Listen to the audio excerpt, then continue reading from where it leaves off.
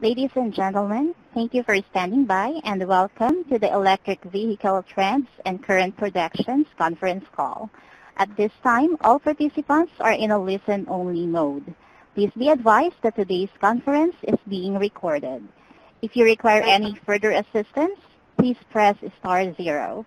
I would like to welcome our main speaker for today, Ms. Andrea Denny. You may begin your conference. Thank you very much, and welcome everyone for joining us to hear a little bit more about what's happening with electric vehicles. Before I get into the substance of the webinar, I wanted to introduce one of our contractors, Alexis St. Juliana, who is just going to do a quick software overview to make sure everyone knows how to use Adobe Connect. Thank you, Andrea, and thank you everyone for joining today. There are several ways to participate during today's webinar. First of all, participants can enter questions in the Q&A box on the right side of the screen. Please let us know who your question is for, and we'll moderate all the questions at the end. Questions that we don't have time to answer will be posted on EPA's website. Another way to participate today is through hyperlinks. All the hyperlinks you see today should be active. You can click on them to explore the content. We'll also ask several poll questions during today's webinar. It should be fairly simple to participate, but users on mobile devices or tablets may need to exit full screen mode and tap on the poll icon, which looks like a slip of paper dropping into a ballot box. Please know that there is no submit button. As soon as you select your response, we receive that.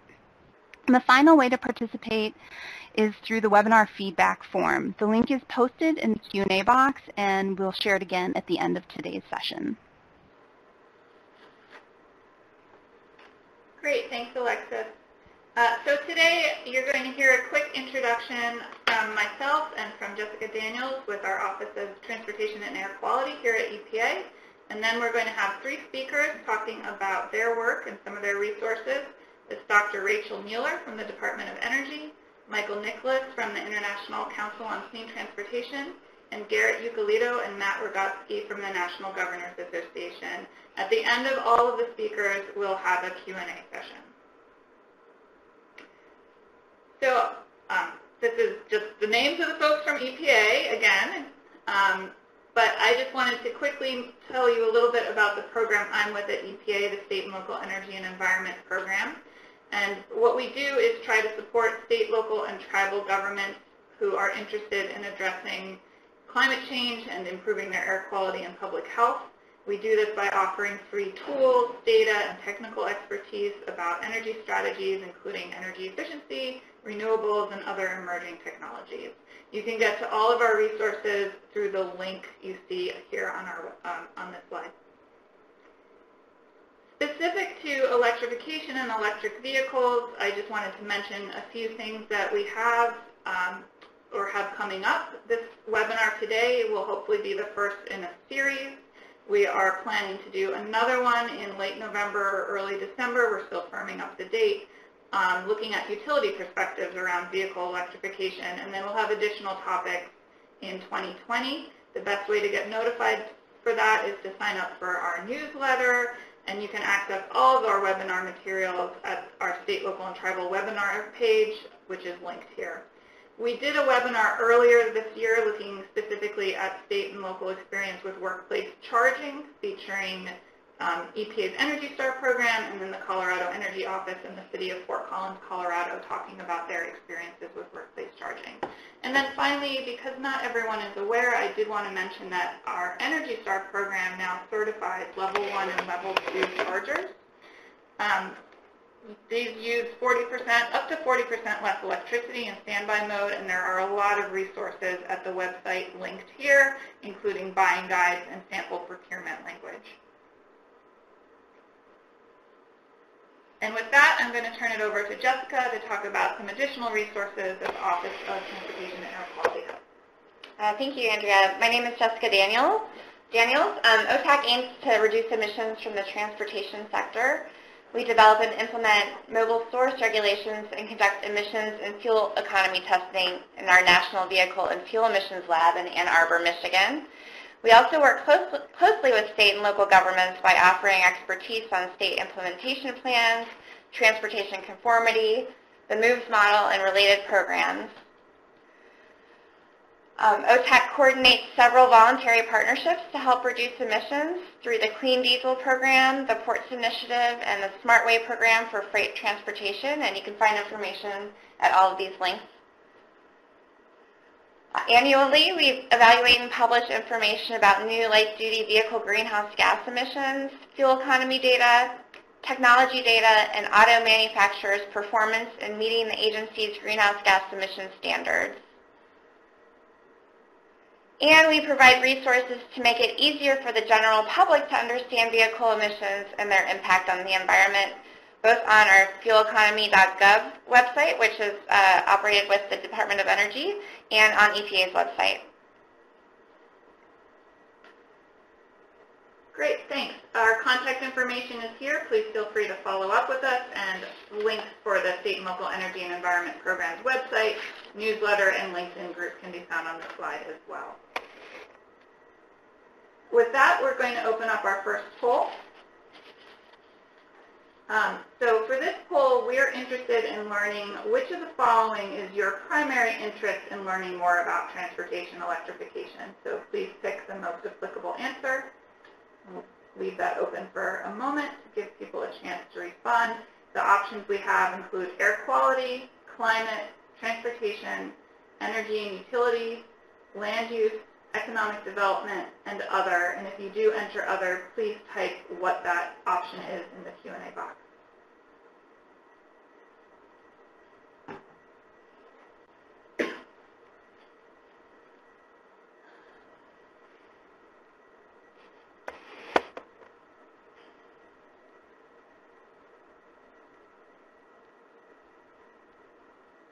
All right, it looks like the answers are slowing down, so we'll give it another 10 seconds. So go ahead and get your vote in if you didn't yet.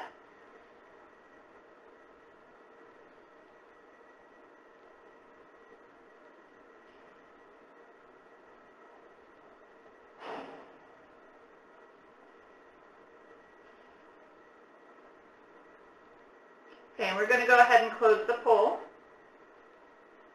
So it looks like the most popular choice was air quality with 62. Sorry, I can't see if that's votes or percentage. So 62 votes, 44% of the votes. Climate with 29%, transportation with about 16%, energy with 8.5%, and land use with 2%. So thanks very much for that. And now we're going to introduce our first speaker. So Dr. Rachael Nealer is Transportation Chief of Staff at the U.S. Department of Energy. Her portfolio spans research and development and transportation systems modeling in terms of energy and emissions, as well as producing publicly available transportation data and information as a foundation for modeling and analysis done at DOE, the national labs, and beyond. She earned her joint PhD in Civil and Environmental Engineering and Engineering and Public Policy from Carnegie Mellon University, where she specialized in life cycle environmental impacts of transportation. Thank you, Rachael. Thank you very much. Can you guys hear me okay? Yep, sounds good. Awesome. Well, thank you, Alexis and Andrea, for inviting me to speak today. I'm looking forward to giving everyone on the phone here an overview of our Department of Energy Sustainable Transportation offices and some of the trends that are happening in the market today. So I'm the Transportation Chief of Staff currently, which oversees 3 transportation offices here in Energy Efficiency and Renewable Energy. That is the Vehicle Technologies Office, where most of the electrification work and clean cities work that I'll be talking about in this presentation happen. We also have the Bioenergy Technologies Office, which focuses on biofuels and bioproducts. And then we have the Fuel Cell Technologies Office, which will be some of what I also talk about today. So first, I'm going to talk about some of the market trends in electric vehicles today. So electric vehicle sales have now reached over 1.3 million EVs on the road since 2010. This includes both battery electric vehicles and plug-in hybrid electric vehicles, but not hybrid electric vehicles. So hybrid electric vehicles are the ones that you still have to use gasoline. They have a little bit of a bigger battery, but battery electric vehicles and plug-in hybrid electric vehicles both run at least partially on electricity, if not fully in the case of batteries. So right now today we have about 2.61%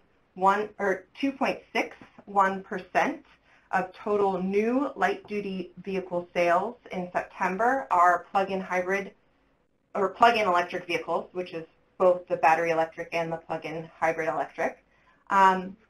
There were 238,000 plug-in hybrid electric vehicles and battery electric vehicles sold in 2019. That is up until about September, so this slide is a little outdated. It says through August. It should be September. My apologies. Last year we sold over 360,000 electric vehicles. Hybrid electric vehicles are about 5.2 million, but they've leveled off a little bit, so I just wanted to provide that a little bit for context. One of the interesting things that is happening today in the electric vehicle market is not only that the sales are increasing, but we're also getting into different market segments, which is really important when we consider the light-duty market as a whole, because light-duty vehicles used to be split about 50-50 between light-duty trucks and light-duty cars. And now we're at about 73% of new sales are light-duty trucks, or at least classified as light-duty trucks. So those are some of the larger, heavier vehicles on the road, and a lot of the battery electric vehicles and plug-in hybrid vehicles have been in the kind of lighter vehicle classes, and now we're seeing them get into some of the heavier models as well. As you can see from the graph, Tesla really dominates the market with the Model 3 and the Model S and the Model X. I'll note here that the Tesla sales are estimated. They report on a little bit of a different means than the other automakers do, so we do have to estimate it. They report on the global level and quarterly level as opposed to monthly, like many of the other OEMs do. But you also see big shares from General Motors and Nissan with the Chevy Bolt and the Chevy Bolt and the Nissan Leaf. Now looking at the fuel cell electric vehicle market, this is cumulative to today or through September. There's a total of 7,800 vehicles sold since 2014. So note that the scale on the left is a little bit different. Not only do you have the scale on the left is less than the EV sales, but you also have fuel cell vehicles not being available for as long. So the last graphic was started in 2010. This one is in 2014. So we're seeing a lot of growth in the fuel cell electric vehicle market. It's mostly in California, and last year we sold about 2,700 vehicles. So we're excited about the potential, but note that it is a little bit earlier in the market for sales compared to electric vehicles.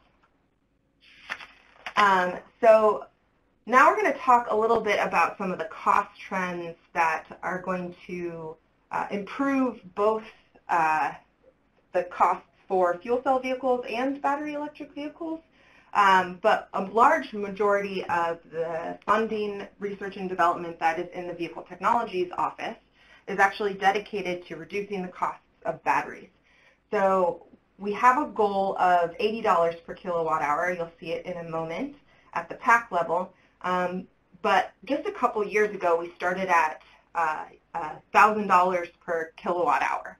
So we've seen a lot of improvement to today, which is around $100 or $200 per kilowatt hour, with some of the chemistries that we see today, like graphite, high voltage NMC, which is nickel, manganese, cobalt chemistries. But we're still not getting to what we think will be kind of cost parity at the point of sale for electric vehicles. So basically when you go to the sales lot, a electric vehicle costing the same amount of a gasoline vehicle without any incentives. So we are investing in additional chemistries and bringing those costs down. So we think silicon high voltage NMC could get us a little bit lower in the costs per kilowatt hour, but really what we're looking for are new chemistries like lithium metal or lithium sulfur that'll get us down to that $80 per kilowatt hour goal, technical goal that we set for ourselves here at DOE. All of these chemistries still have some research and development focuses that we are working on to bring the cost down. So the graphite high voltage NMC, we're working to increase the cathode capacity and reduce the amount of cobalt. So cobalt is a big piece of the green and blue chemistries, and it is a little bit of a volatile market. So we're trying to reduce the amount of cobalt. It is also an import market for us in the U.S., so reducing that is good for energy independence. But we also have some recycling and fast charging challenges with NMC that we're trying to work on here at DOE. For the silicon high voltage NMC, we're looking to increase the anode capacity as well as the cycle life of the batteries and make sure that they are fast charge ready. I'll talk a little bit more about the fast charging when we get to the DOE goals section of the talk. And then with lithium metal and lithium sulfur, we're looking at even bigger challenges. So solving catastrophic failure issues, reducing the excess lithium. We get into a lot of lithium plating issues with these chemistries. We need to reduce the excess electrolyte, and we need to reduce lithium metal costs. So DOE is really focused in the Vehicle Technologies Office through the batteries program to reduce these costs and try to overcome many of these challenges.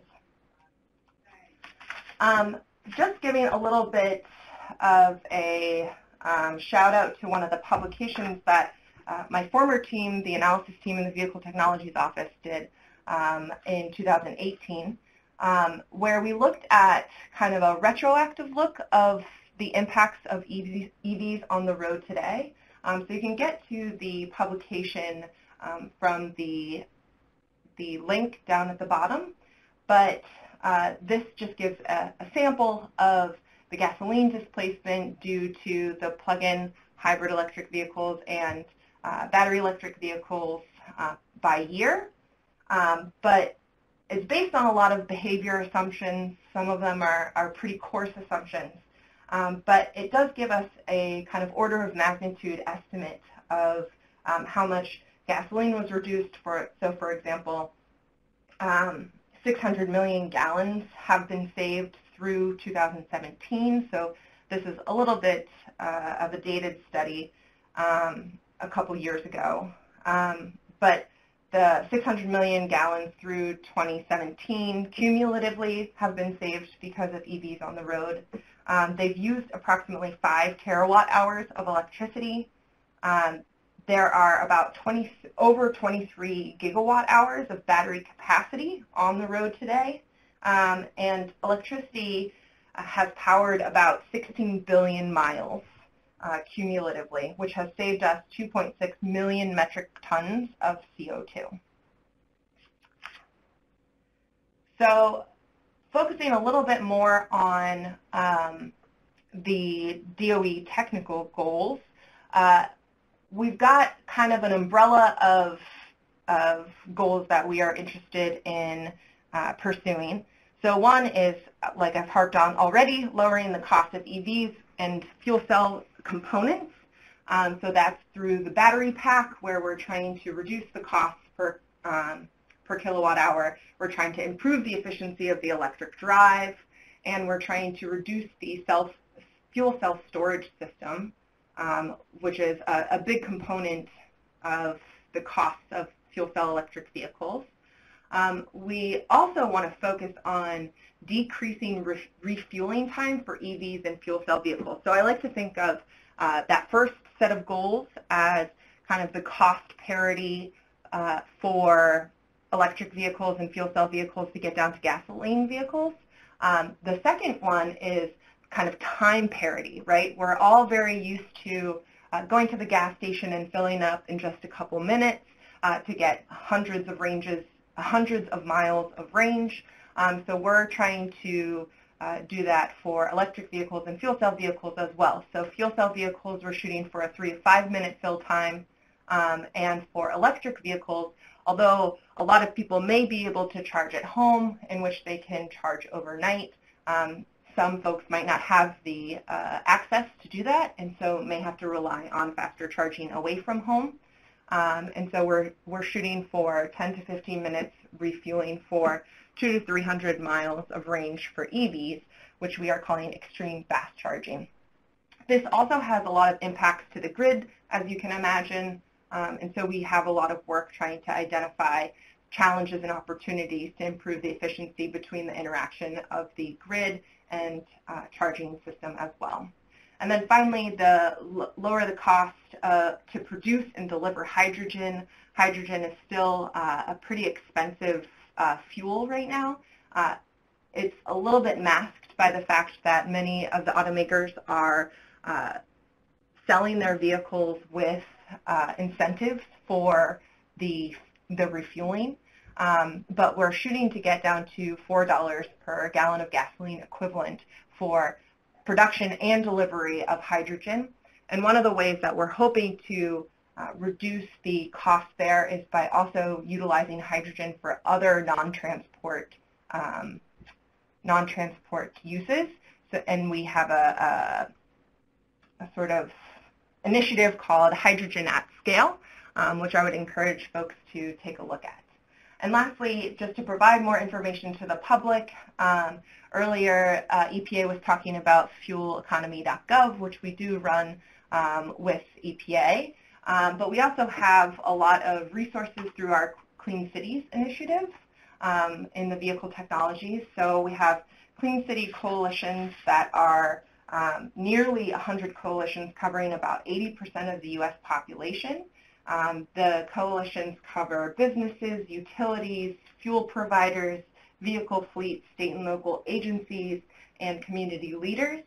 So I would really encourage you to go to this website here and reach out to your local coalition for more information, because they really have a platform of technology-neutral, unbiased advisors.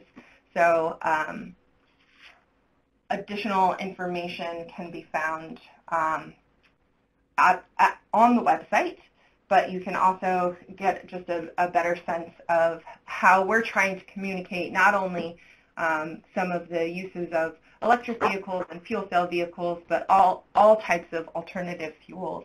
And you can get a lot more information for your uses and for your region. So with that, I will finish up. Great, thanks so much, Rachel. And just as a reminder to folks, we've had a number of questions come in, but if anyone else has questions, you can type them into the Q&A box at any time. And now we're going to do another quick poll. So for this poll, we're interested in knowing which potential impacts of transportation electrification you're interested in. You can choose more than one answer here. Your choices are greenhouse gas emissions, criteria air pollutant emissions, electricity system changes, community design, user experience and costs, and again, other. And if you choose other, please give us an indication what you're thinking about in the Q&A box.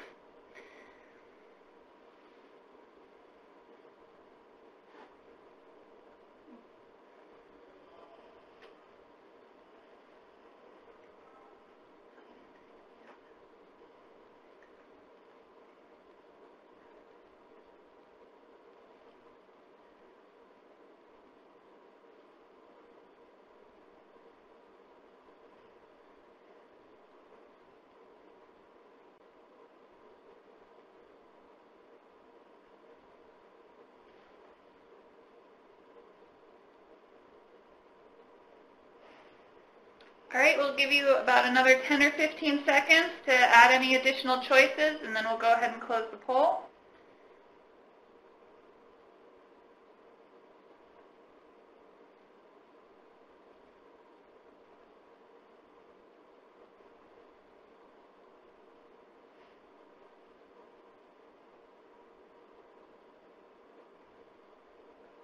Okay, we can go ahead and close that out. And we saw the highest level of interest in greenhouse gas emissions, followed by criteria air pollutant emissions and electricity system changes, but also fairly high interest in user experience and cost and community design. And we did have a few suggestions come in through the Q&A box for other topics. So thanks very much for participating, and now we're going to introduce our second speaker. All right, so Dr. Michael Nicholas is a senior researcher at the International Council on Clean Transportation. He received his PhD from the University of California, Davis in Transportation Technology and Policy. His work focuses on consumer behavior and the electric vehicle market transition. He is also a standing committee member for the National Academy's Committee on Alternative Fuels and Technologies. Thank you, Michael. All right, thank you very much. It's a pleasure to speak with you today and share some of the work that we've been doing at ICCT on electrification. So I'll just give a broad overview of ICCT. We do a lot of work around the world, and we focus on different kinds of studies, which I'll talk about today. Some are comparing across regions, and then some are looking a little bit more on one country or another country. And overall, I think this will give a good overview of what's happening around the world with electrification. So first I'll go through some terms, and Rachael was pretty good at covering all these, but sometimes the acronyms get a little bit confusing. And so we'll talk about zero-emission vehicles, which is abbreviated as ZEVs, and it could be anything with zero tailpipe emissions. And we have battery electric vehicles and plug-in hybrid electric vehicles, which I won't go through since Rachael did a good job of covering that. But we have an overall category called EVs, which does include both the BEVs and PHEVs. And then internal combustion engine vehicles are sometimes abbreviated as ICE. And those include anything that does not have a plug and is a conventional vehicle, but can include hybrids as well. So first I'll take a broad look at just what the market is doing. So we see the United States, which Rachael presented before, but we also see a lot of activity around the world, especially in China. And so we see on the left axis the number of annual electric vehicle sales, not cumulative, and we see we're up to 2 million vehicles in 2018, with a lot of the growth in China. But we're focused mostly in three main markets, so North America, including United States and Canada, Europe, and China, and a little bit of Japan there. But so far it's been somewhat concentrated in a few areas. So even though we can see these overall numbers, it's useful to look at how individual countries grow. And in this case, we did a study on the United States, and we've done two successive studies, one in 2017, looking at the uptake across different metros in the United States. And what I'll do is I'll go to the next slide, and the next slide will be 2018. So you can see how, for example, if you could focus on the Midwest, you see that it starts in a few concentrated regions, but by 2018 we're seeing much more uptake in maybe smaller metropolitan regions, and this is quite encouraging, and gives some, I guess, support to the idea that we can start small and then grow from there. Incidentally, in this graph, we see we are up to, in 2018, we were up to 20% of new vehicle sales in San Jose, and we do see some regional differences along the coast. There's, especially the West Coast, there's higher uptake, and the East Coast as well is showing increased uptake of electric vehicles. But broadening out to the world again, we see some trends that may affect how different countries are able to electrify and at what point they can, at what rate they might be able to transition. From 2005 to 2017, we see overall in the world that that consumers are choosing larger and larger platforms, and we see especially the small truck SUV category, compact SUVs, that category has grown, while city cars and other sedans have reduced in market share by 2017. And so this does have a little bit of a bearing on what types of vehicles are being electrified and what the potential for electrification is. And on the right, we see in 2018 in Europe, for example, what were the battery electric vehicle models available. And we see that in the large SUV pickup category, there's no choices. And so versus a city car, there are lots of choices. And we see, again, about the market share of those, and it gives an idea of the potential. So looking at this sort of metric country by country, we see that in Italy, generally cars are smaller. And then in Canada, on the if you're looking at the red dots, that's the average fuel consumption, which is affected by the vehicle platform. And we see small cars in Italy and larger cars in Canada and the United States. So that has implications for electrification as we move forward. So this is a very important graph, and I'm glad that Rachael presented the battery costs as very high starting in 2010. I think it was maybe $1,000 per kilowatt hour on the pack level, and now we're down to around $180, $190 per kilowatt hour on the pack level. And what this means is that we're getting closer and closer to price parity. And so this is not cost parity, this is price parity, including all the different dealer incentives and markups, and everything all into a vehicle price that we can look at. But we also look at it as a function of range because battery costs are such a large part of the vehicle. And we see that for a battery electric vehicle with 150 miles range, indicated by the BEV 150 green line, that will reach price parity with a conventional car, which is the dark lower line. And we see the cost increasing slightly for conventional cars as new technologies are added for fuel economy. But again, this transition will start happening for price parity for cars around 2023, and then continue for longer range vehicles to 2027. And so this could be done for cars, small SUVs, and larger trucks. And for those larger platforms, this cost parity is pushed out slightly. But we see that the role of incentives here can help buy down that initial cost barrier. And this is what's been happening in the United States, where we actually will be able to see the effects. So that last point about regulatory policy is an important one, as these regulations provide a signal for industry to invest in these technologies, which will eventually become more useful. But there's always a conundrum of investment now versus benefits later. And so as the industry moves forward together, we will see some of these cost reductions and lower CO2 as a result. So this is, I won't speak to this study in detail, but please click the link below to look at how we look at the interplay between fuel economy regulations, which is the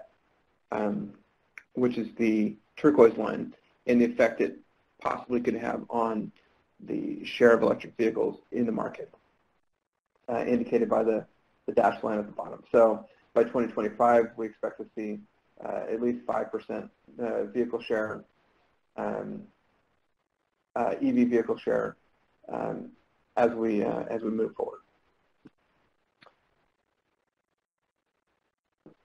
So again, I'll zoom back out to the U.S. and we see this differing electric vehicle uptake around the United States. And again, we'll look at these cities individually, but what is causing this difference in the uptake? And I'd encourage you to take a look at this paper, but we did look at some of these market leaders by metropolitan area, and there's not just one thing. It's not an overall CO2 regulation, but it's really all those things that are happening within the metropolitan areas themselves, and even states. But this is looking just at metropolitan areas. But if we take the example of San Jose, we see a high electric vehicle share in the first column. The second column looks at the charging infrastructure divided by DC fast workplace and public charging. And other important factors are models available, consumer incentives, and promotion actions. The models available, now this is driven by, not everyone wants to drive the same vehicle. We don't all want a Model T. We want choice and variety in what kind of cars we would like to buy. And so a lot of the consumer choice provides people with options and increases uptake, we've found in studies.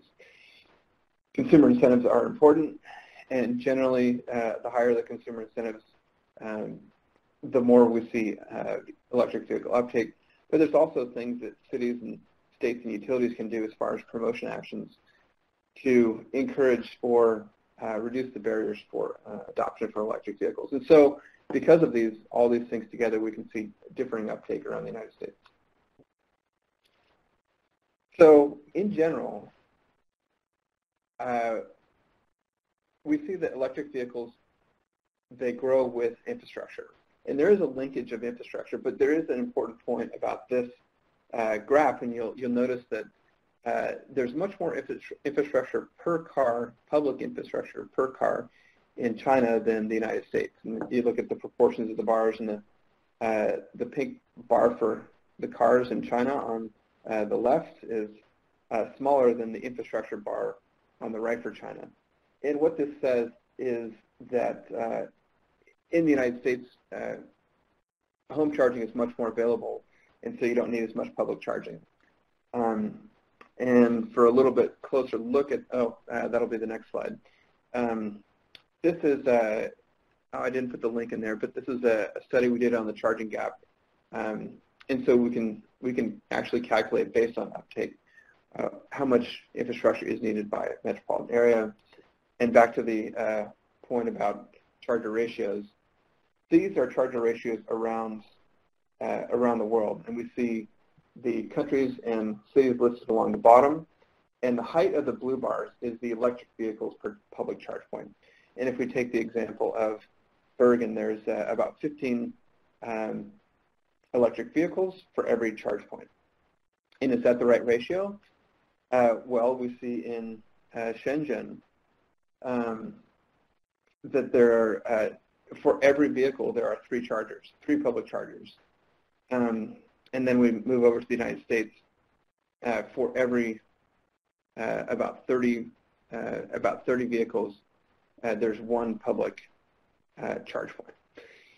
And so some of these trends suggest that there is no global benchmark for infrastructure, but it is the combination of home, public, and DC fast, which can be put in different directions for, which can be presented in different ratios to consumers to have a functioning charging ecosystem. So this one is maybe more a commentary on the existing conditions in a country can change. And so we see along the bottom here the gasoline price per gallon for different countries. We see the United States is about $3 per gallon, in Norway at about $7.5 per gallon or so. And so when gasoline price is high, this actually drives the market as well.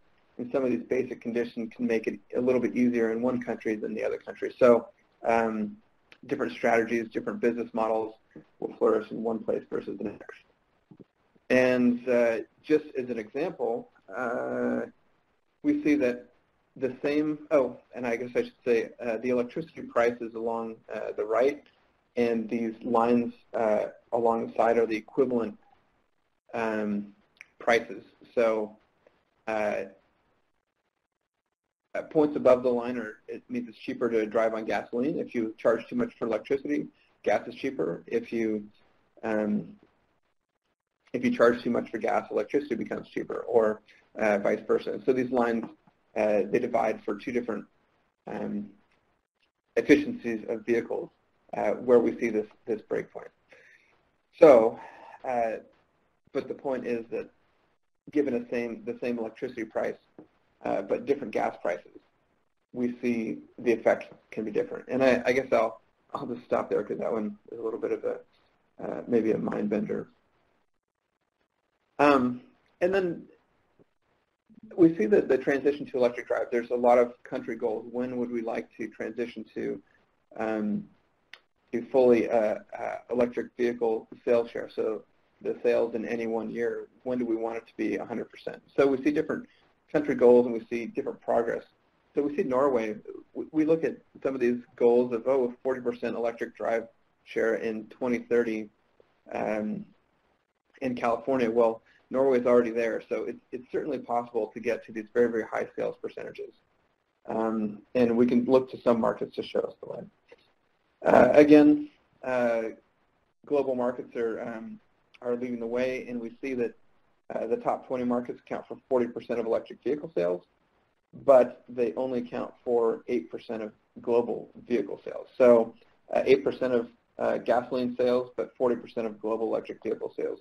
And we can look to these cities to be laboratories for the future and help expand the uptake of EVs elsewhere. So I'll skip that in the interest of time, but so the lessons learned is that regulations, long-term regulations, ensure investment and model availability.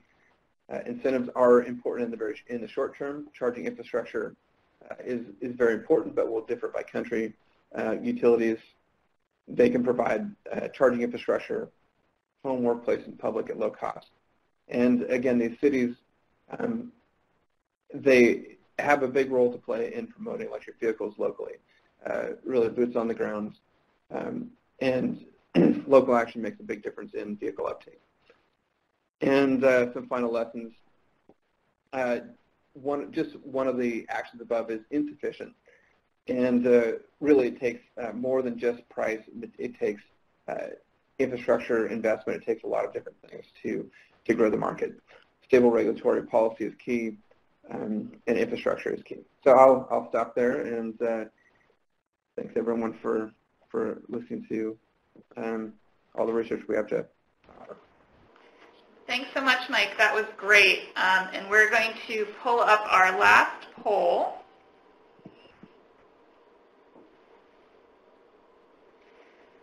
So we are just doing a little bit of market research here. As I mentioned, we are hoping to do an ongoing series of webinars related to electrification topics. And so we would love it if you would just let us know what your top 3 webinar topics would be that you would like us to cover in the coming months.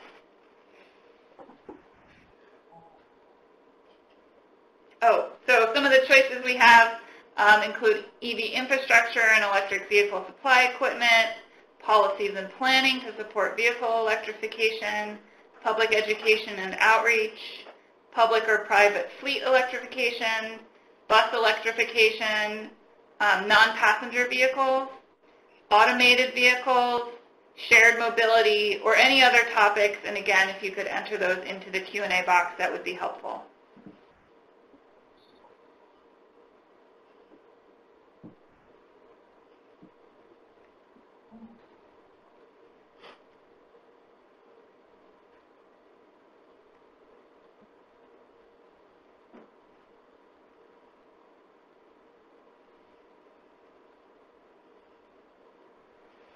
All right, if people could take another 10 or 15 seconds or so to get their last answers in, we'll get the poll closed and move on.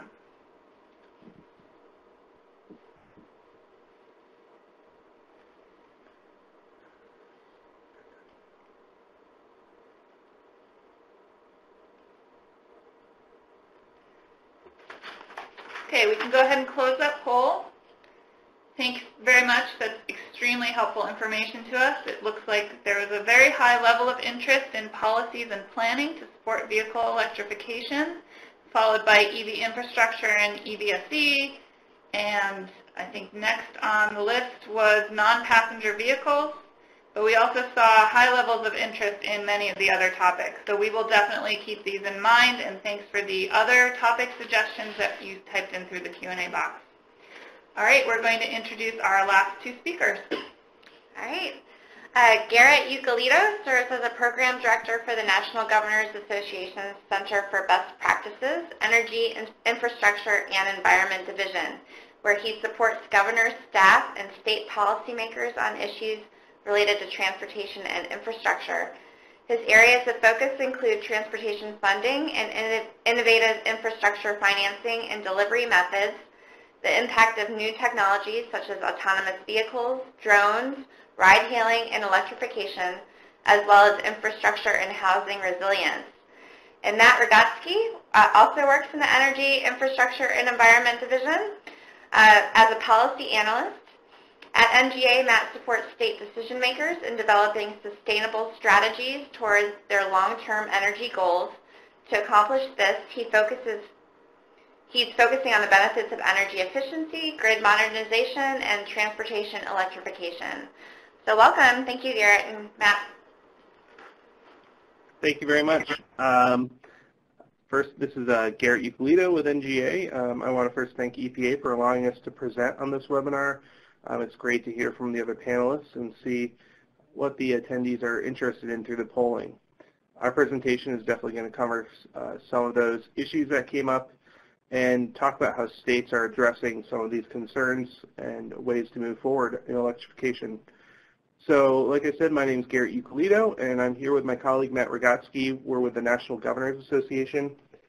For those of you who do not know the National Governors Association, I'll give you a brief background. I always assume most people don't know about us. We were founded in 1908, serving the nation's governors.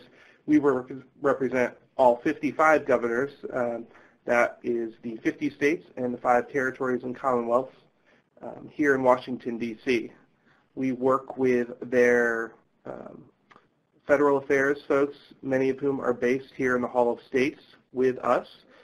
And we also work with the governor's offices directly back home in their state capitals and with their state agencies. Matt and I are based in the Center for Best Practices, which is the 501c3 portion of NGA. We exist to serve governor's offices directly on policy development, help them determine what is working well, what's not working well across the country, see what's happening across the border and across the country and across the world. So our division is Energy, Infrastructure, and Environment. There is a link there that can take you to our homepage where we have a lot of our resources that we have already pulled together over the past several years. In addition to doing research and policy analysis, we do specific technical assistance requests that come in, and a large amount of our work is doing convenings and workshops for governors, staff, and state agency staff to get together with peers from across the country and dive deep into a new topic. So for us, in my transportation team, we have 4 main technologies of focus: ride-hailing, car sharing, electric vehicles, connected autonomous vehicles, and unmanned aerial vehicles and drones. And so here for EVs falls right in line with one of our topics that we're really focused on. Briefly, why are governors interested? It's fairly obvious, but just touch on a few of the reasons. Obviously they care about the reducing petroleum dependence. They care about issues like lowering and shifting emissions, electricity market benefits, minimizing household expenses, and like I said, reducing petroleum dependence. Those are just some of the many reasons why governors came to us and asked us to start getting involved in doing more in the electrification space to help their states prepare. So over the past year, this is what we did. We pulled together After hearing from governors, we decided to expand our assistance in this space, leading a series of 4 regional transportation electrification workshops over the periods of 6 months. This was only possible with the support of the Department of Energy as well as foundations across the U.S. Through this series of 4 workshops, we worked with over 230 participants from 40 states and territories, and we had nonprofits, automobile OEMs, charging companies, folks from academia and other industry leaders in the room at the series of workshops. It really did help us frame our learning for our transportation learning network at large, as well as feed into the white paper that we recently released and which Matt is going to go into in more detail. So just touching briefly on a few ways states are encouraging the adoption of electric vehicles, and then I will turn it over to Matt to talk about what we published in our white paper that looked at some of the trends in electrification at the state level. So one of the key ways that states look at helping is through incentive programs. I think most people on the call know about this. A couple of these numbers are out of date, but I just want to highlight 3 of the states specifically. California, probably the best known and the largest percentage of EVs on the road. Colorado, we've definitely been highlighting Colorado a lot, largely because Governor Polis, who's the new governor, just took office in 2019, his first executive order actually focused on ways to advance EV adoption. So that was, by signaling using his first EO, it really signals a priority for the administration. And then Connecticut, small but really interesting program. The number has changed here a little bit. They offer $5,000 for hydrogen vehicles, $1,500 for EVs, and it drops down based on the battery range. They also, this legislative session just passed a new registration fee for all vehicles on the roadways. So every time you register your vehicle, you will pay a fee, and that goes to help pay for what they call the cheaper program, which is the rebate program for incentives. So all vehicle owners are now paying into a fund which is going to go help pay for the incentive programs out there for EV adoption. So with that, I want to turn over to Matt, my colleague Matt Rogotzke here, who's going to talk a little bit about our EV white paper that we recently released, which kind of summarizes all of the 4 workshops we did, looking at the trends across the country on incentives, on issues that states are facing, and where they need some of the assistance and where the choke points are. So Matt? Great. Thanks, Garrett, and thanks to EPA for the opportunity to share about our learnings from the regional workshops. We framed the lessons that we learned into 8 sections, and I'll cover those on the following slides. I won't be able to cover all the topics that we heard in our meetings, but please read more into our white paper. If you're interested, there's a link on the screen, or there's contact info at the end of our presentation, and I can make sure to pass on a link to you. So first topic that we cover at each of our meetings is crafting incentives and policies. So states face many barriers to EV adoption. Those include limited consumer awareness, concerns over where to charge vehicles, that contributes to the topic of range anxiety, or how to make incentives equitable across all income levels, among other barriers. So states are overcoming some of these through policies such as setting EV procurement targets, formalizing consumer engagement campaigns, or planning for EV charging corridors. So Garrett showed earlier that many states offer EV purchase rebates, but there's more than just purchase rebates that states can offer. So it's important to consider when setting a rebate the level. Is it attached to a consumer's income, or is it attached or is it based on vehicle retail price?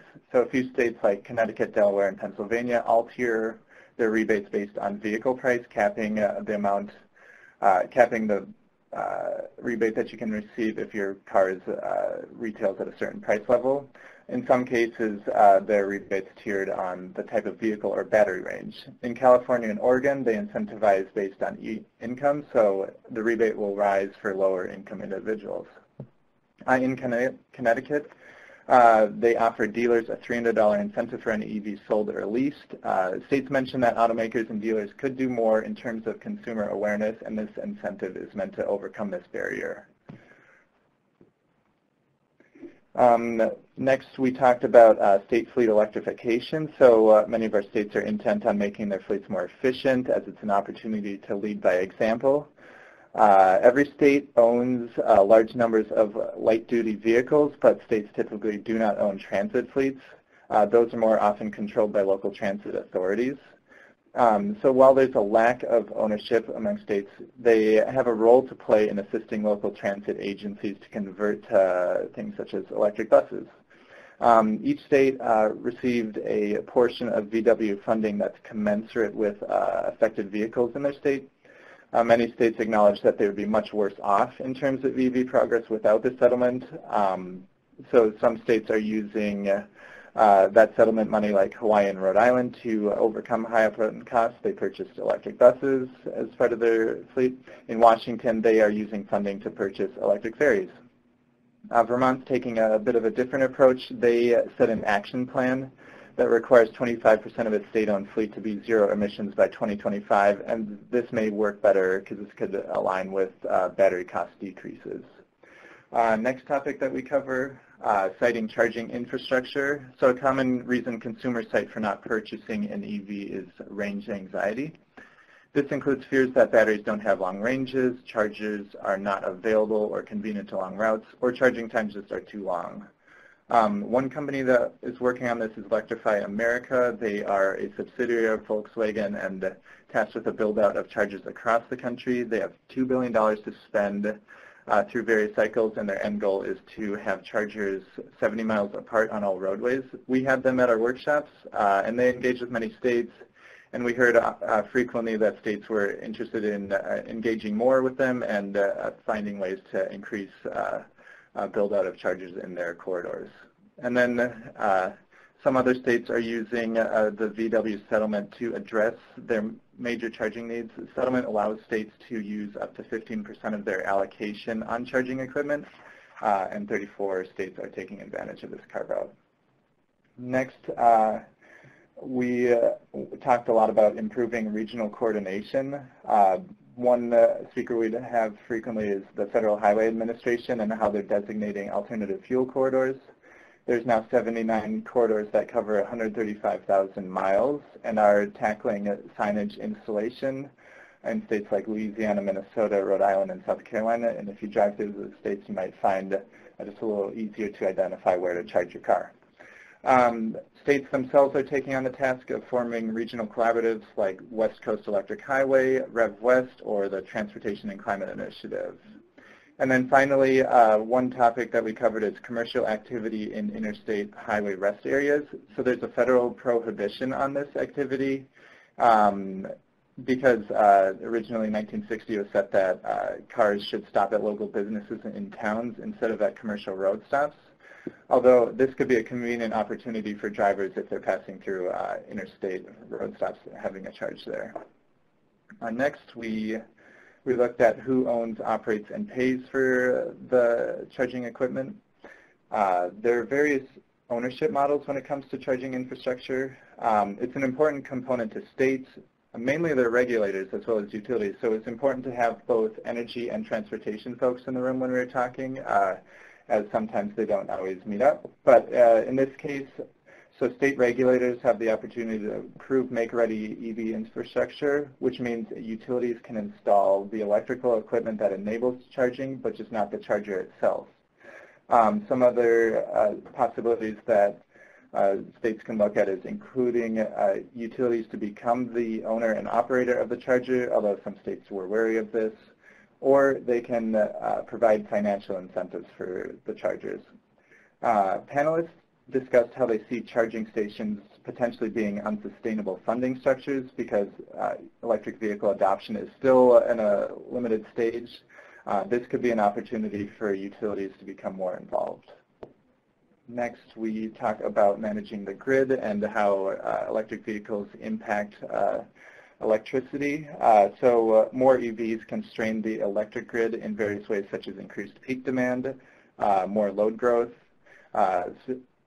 Heavy-duty vehicles and DC fast chargers are a significant challenge to the grid as well. So one solution that states turn to is time of use rates. Drivers can set their charger to start during off-peak hours.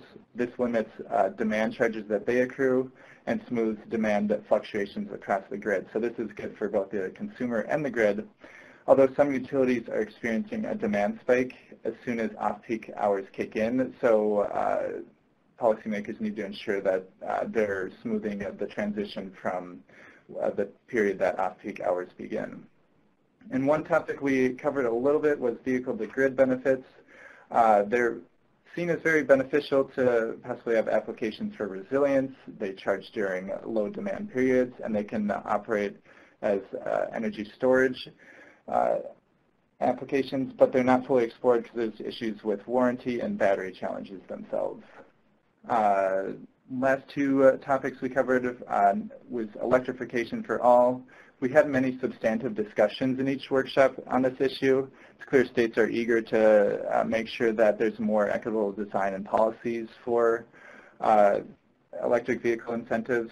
Traditionally, EV owners have been higher income individuals. 70% of EV owners make more than $75,000 a year, so tiering rebates to be based off consumer income is maybe a solution for covering this. It's also important to remember that rural communities have challenges in finding convenient chargers, so prioritizing charging corridors in those regions is helpful as well.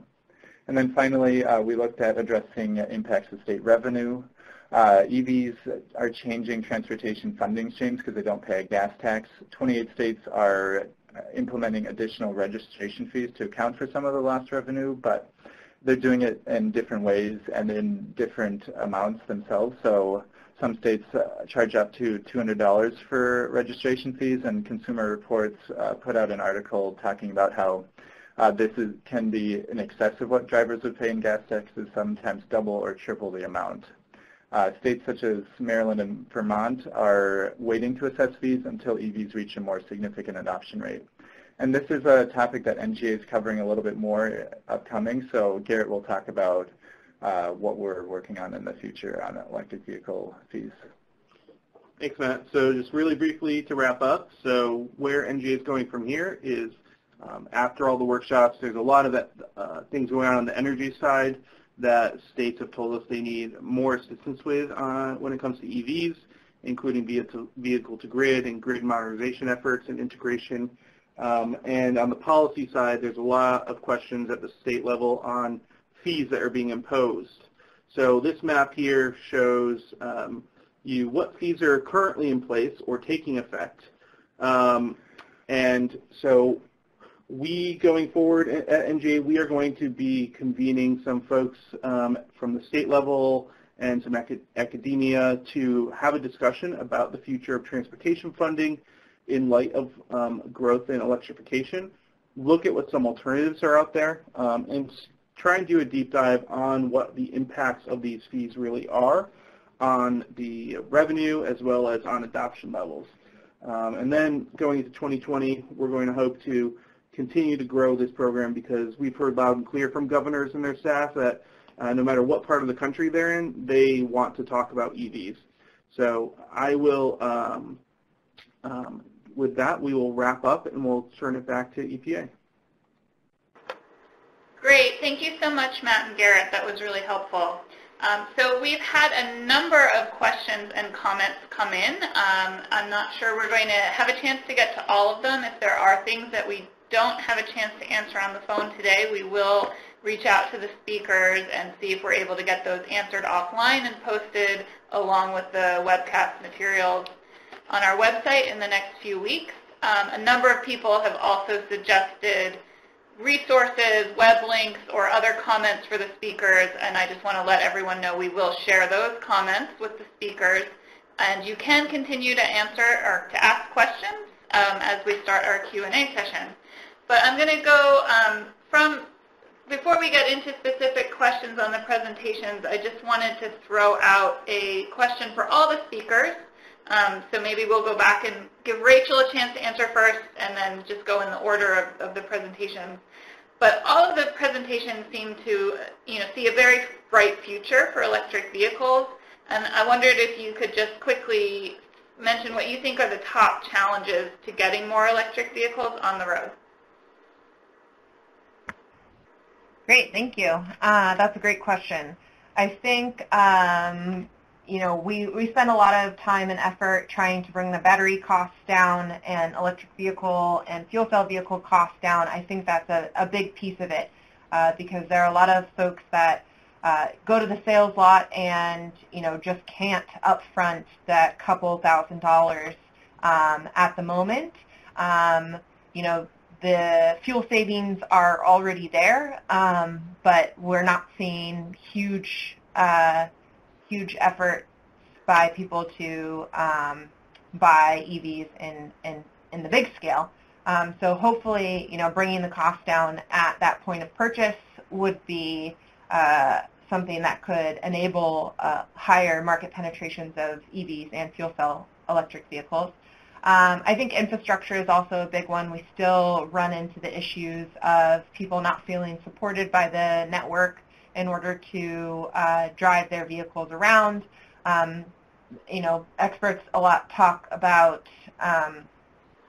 the perception of needing charging when not really needing it, but I do still think that some of the investments that are being made in infrastructure now, like the $2 billion by Electrify America to add infrastructure will be good. I don't think it's going to get us all the way there. So not only do we need the quantity of charging, but we also need the refueling times to go down so that people don't have to wait long periods of time in order to refuel their vehicles. So I think those are two big challenges still. So I guess I'm next. This is Mike Nicholas. Yeah, I think Rachael brings up some of the same things I would highlight, such as infrastructure. I think I'd say that getting infrastructure at home is very challenging, and whatever we can do to start putting that into codes and regulations, if you do an upgrade or you build a building, put in access for electric vehicle charging. And I think some of that problem will fix itself over time, but sometimes the upfront costs or just the difficulty of getting convenient infrastructure that people are not familiar with electricity as much as they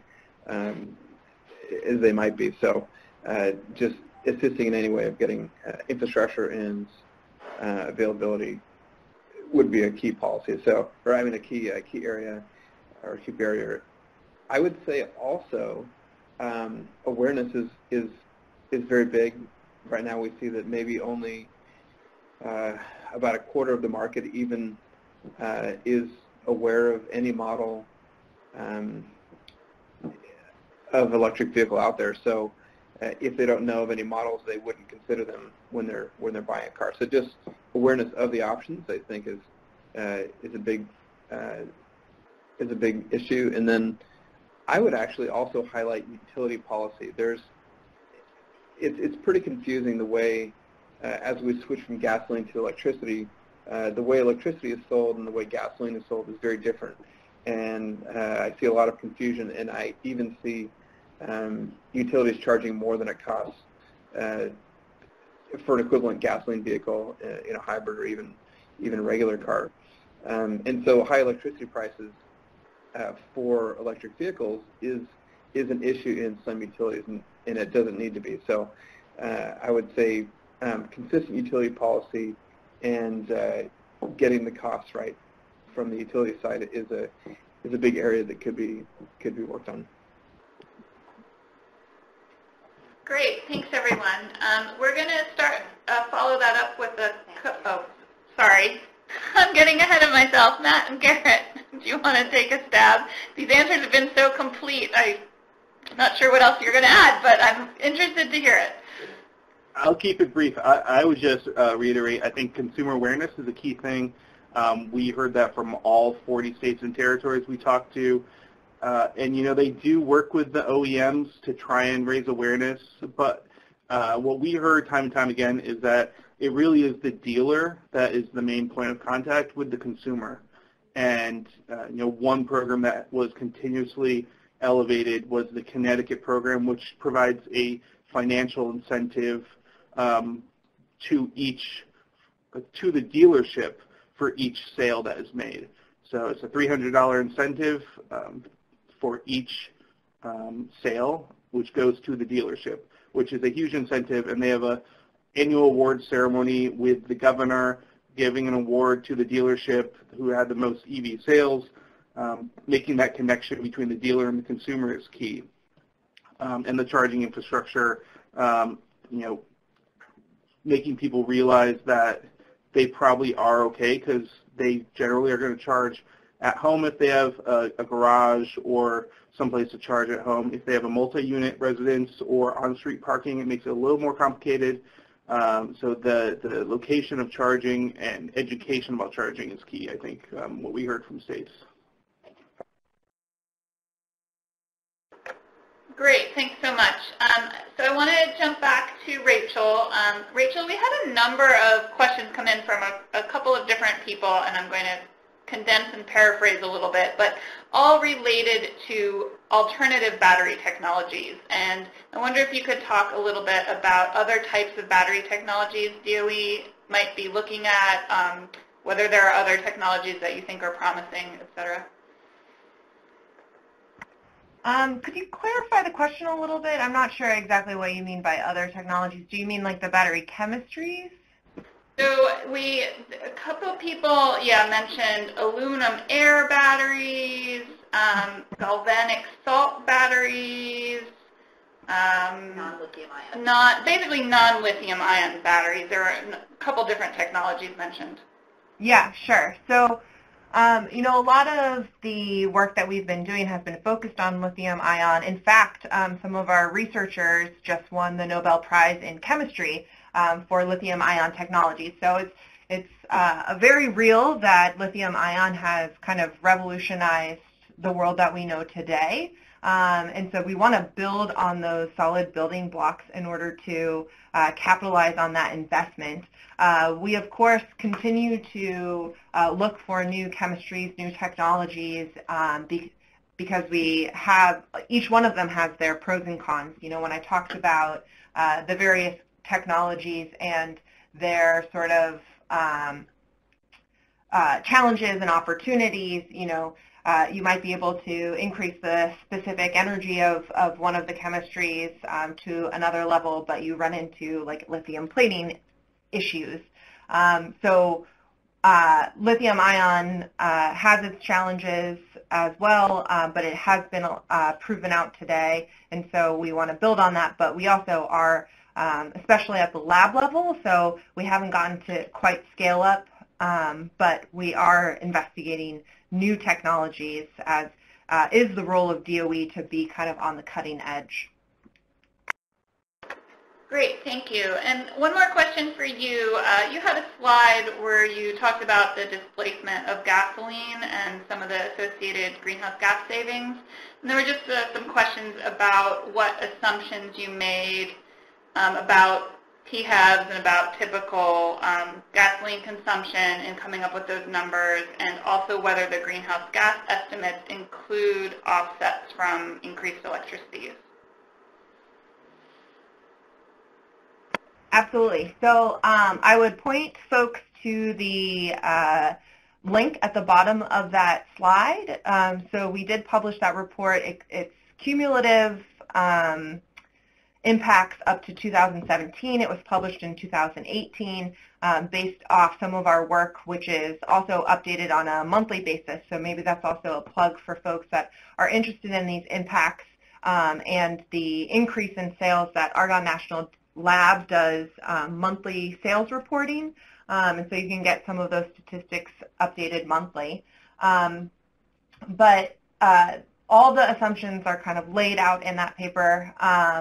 There are a number of very coarse, like I mentioned in the talk, coarse assumptions that we need to make about driving behavior, the utilization, especially for plug-in hybrid electric vehicles, how much is driven on electricity versus how much is driven on gasoline. It is a net gasoline displacement, so it does take into consideration the gas that is used in the plug-in hybrid electric vehicles, and subtracts that from the total gasoline offset. But I would just point folks to the link at the bottom, just because it will do a much more comprehensive job of explaining the assumptions. And the authors, Dave Golke and Joanne Zhao, are great people to reach out to at Argonne National Lab if you have any questions, or you can ask me if you have any questions as well. But I don't want to take up too much of the time in all of the nitty-gritty assumptions. Thanks, that's really helpful. So I'm going to move on to questions for Mike. And the first question was whether you have any comparative information about the EV uptake in Section 177 ZEV states versus non-ZEV states. I don't think we have a report that's focused on that. I'm trying to think if we, I think we have, so one place I would look would be our charging gap report, where we look at the state by state or metro by metro, the uptake in those specific regions, and then you would have to do a little bit of work to see which state they're in, if there's ZEV states, and total up the cumulative effect. But I don't think we have a report that is directly answering that specific question. Great, thanks. And then another question for you. Can you talk a little bit about how demand for public charging might change as vehicle range increases? Yeah, as vehicle range increases, people need they need to go to the charging station less. Your utilization increases because it's you don't have to. I guess it would be convenience increases. Not going as much has a lot of benefits to the charging infrastructure. So one effect is that you can potentially charge faster. Another effect is that if you didn't have home charging, it would be more feasible to have a long-range electric vehicle and fast charge maybe once a week than it would be to have a short-range vehicle with no home charging. And so I think we'll see, I guess, a broadening of the market based on the convenience of charging, not having to go to the charging station as much. Will provide some options for people with marginal charging situations, either if it's level 1 low power or no home charging. I think it'll broaden up that market. Yeah, and faster charging will be more possible with larger batteries. Like I said, there's lots of things. Great, thank you. We're going to move on to a couple of questions for Matt and Garrett.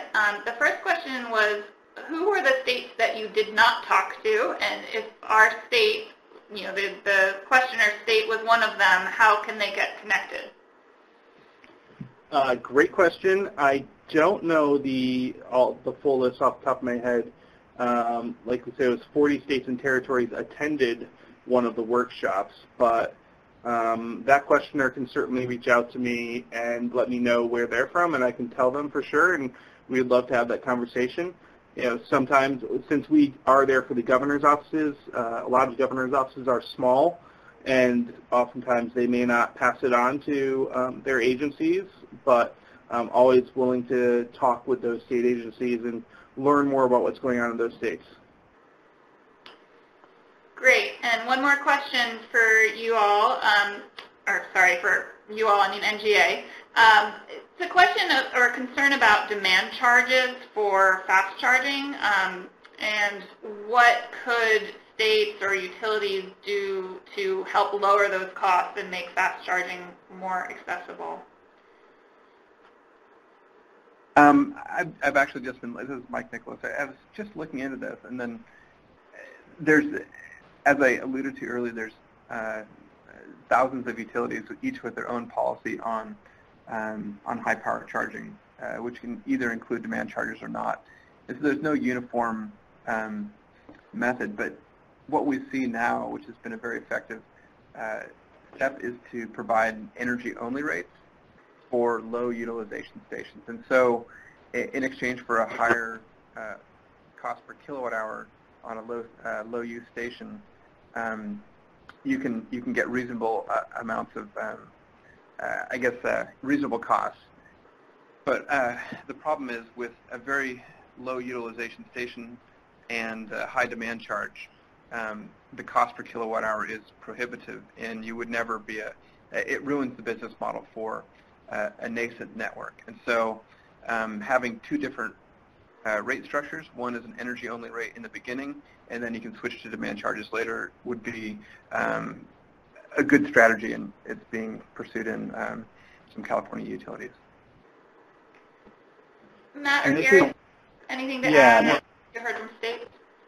Yeah, this is Matt from NGA. This is definitely an ongoing concern that we have with NGA. We are hosting a number of grid modernization retreats, and one state that we're working on identified this as one of its priorities. And so these events, we bring together some other experts and pretty much everyone in the relevant agencies to come together, meeting of minds, and talk about potential solutions that they could overcome. And so we will certainly be looking more and sharing some of these solutions. But that's one of the opportunities that NGA provides for its states, is just tackling some of these topics, because sometimes it's not the greatest solution, as funding might be limited for agencies, as these are really expensive challenges in states. Great, thanks so much. And I just wanted to close with one last question for all of the speakers. And while you could probably talk extensively on this, I'm going to ask you to give the one-sentence version of your answer, which is for the state, local, and tribal governments on today's webinar. What would be the one thing you recommend they do to support electric vehicle and electric vehicle infrastructure in their state or community? This is Rachael. I'll throw out that I think there's a lot of power in community here. So making sure that we're sharing valuable information about some of the challenges and solutions that we come up with to get EV markets to kind of the mass market level is, I think, a great first step. So connecting to your Clean Cities coalitions, talking with each other, I think that's something really powerful that can rise all boats, I suppose. I would say my one-sentence answer is consumer awareness. There's a lot of great cars out there, and if only people knew about them, we would multiply the market by several times. Yeah, and from NGA's side, I think the one thing we would say is an easy thing that people can do is within state government and within local government to talk to your colleagues in other agencies, because when we convene these large groups of individuals from 40 states and territories, we got lots of people from each state in the room, and some of them had never met their colleagues that worked a block away and were working on same programs, doing similar things, and sometimes we're being duplicative, and then after the event they went back and reconfigured some programs to make it more efficient and utilize the funds better. Great. Thanks so much, everyone. I really appreciate all of the speakers taking the time to be on our call today. You gave us a lot of great information. I'd also like to thank all of the participants. I would encourage you to please click on our webinar feedback form. It's really something we use extensively to help us shape future webinars. Please also sign up for our newsletters if you're interested in hearing about upcoming webinars around electric vehicles and electrification. Visit our website, and with that, I'm going to close today's call and turn it back over to the operator. This concludes today's conference. Thank you for your participation. You may now disconnect.